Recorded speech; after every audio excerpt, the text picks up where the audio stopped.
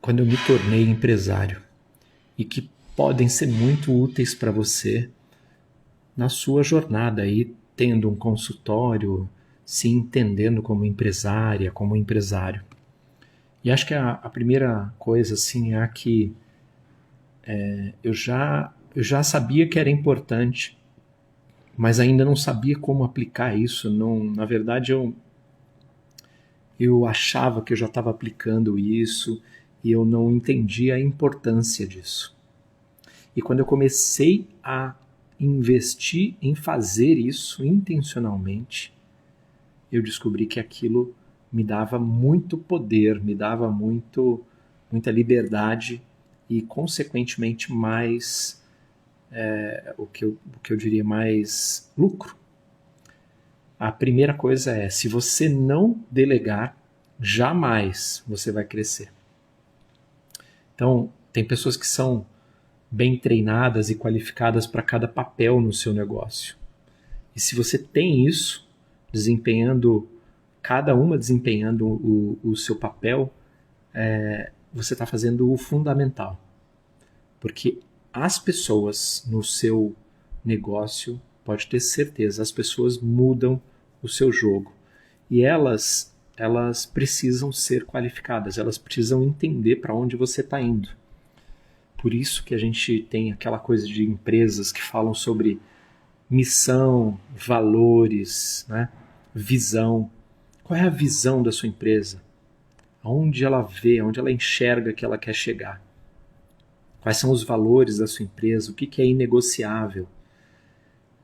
Isso tem que estar alinhado com seus colaboradores, com seus fornecedores também, para que essas coisas não... Sabe, quando está desalinhado, quando você trabalha num lugar e você não concorda com as coisas que acontecem ali, é como trabalhar para o governo e não concordar com o que eles fazem.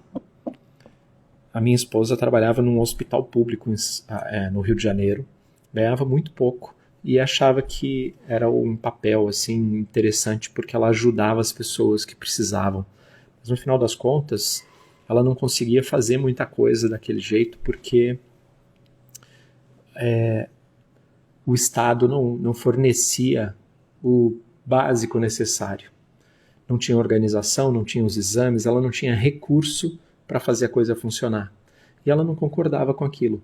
Independente de administração e de política, né? Quem era prefeito, ou vereador, ou governador, ou presidente que tivesse na época. Não tinha a ver com política, mas tinha a ver com o que o sistema era.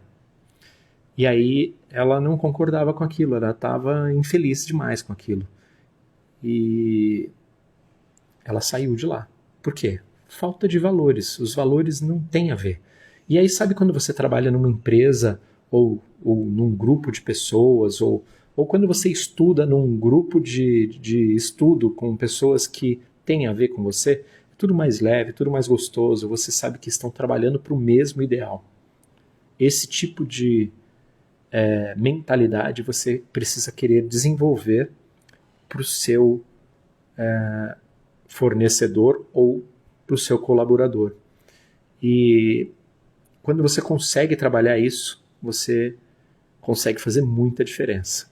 A respeito dessa coisa de cultura, não é sobre delegar, mas sobre cultura, criar cultura com valores e tudo mais. A pontinha do iceberg, que é muito palatável para você ler se você quiser aprender a respeito, é um livro muito bom chamado Tribos, que você pode procurar a respeito, e ele ensina você a criar cultura e mostrar que as pessoas se aproximam de você por valores. E o mais interessante é que a cultura, os valores, ela também aproxima pessoas que são parecidas com você para comprar de você. Então, por exemplo, o Flávio, meu sócio aqui, todo mundo conhece ele, o Flávio pediatra, ele é muito rigoroso na questão de ser tudo a medicina baseada em evidência científica.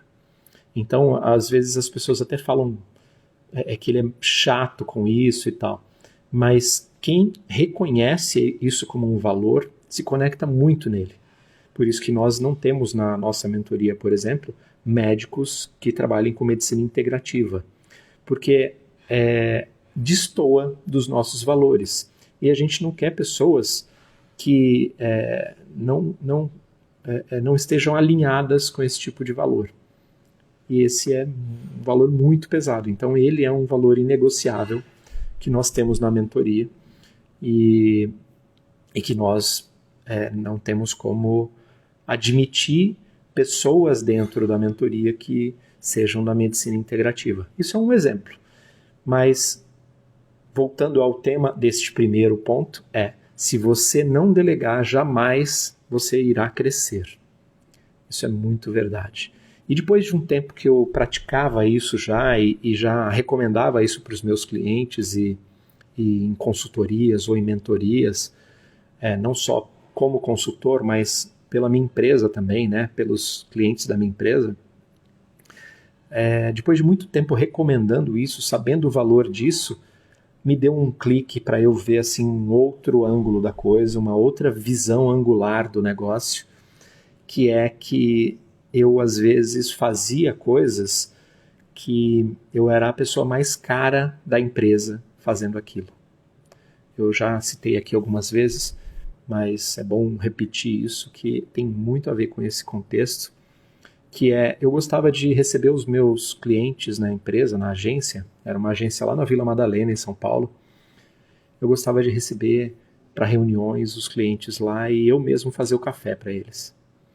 Só que eu perdia muito tempo fazendo isso e alguns clientes não viam valor nisso, apesar de eu curtir muito o processo, eu estava desperdiçando o meu tempo, porque se eu estivesse focado em ouvir o cliente, em conversar com ele, e tivesse uma pessoa servindo o café, essa pessoa, o meu tempo economizado com essa pessoa servindo café, seria muito mais aproveitado, seria muito mais útil para o meu cliente.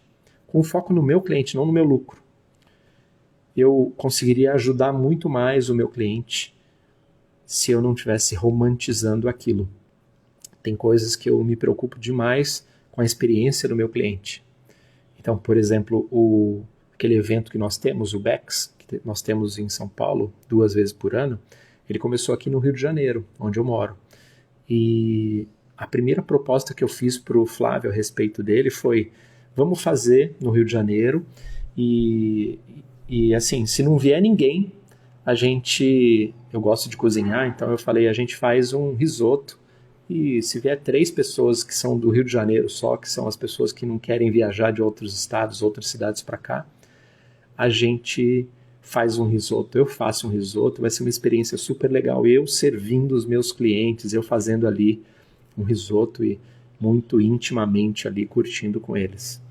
Às vezes a gente tem uma experiência legal quando eu vou para outra cidade ou meus clientes vêm para o Rio de Janeiro, que a gente acaba tomando um chopp, um café, ou almoçando juntos. Há pouco tempo eu tive um mentorado aqui no Rio de Janeiro, que estava de férias aqui um tempo, e que veio fazer um churrasco aqui em casa comigo e tal, foi bem legal.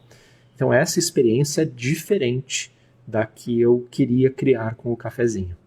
Então, delegar as coisas é importante. Tudo que você puder fazer outra pessoa fazer para você, mesmo que ela não faça tão bem quanto você, mas que ela faça, é melhor que você delegue.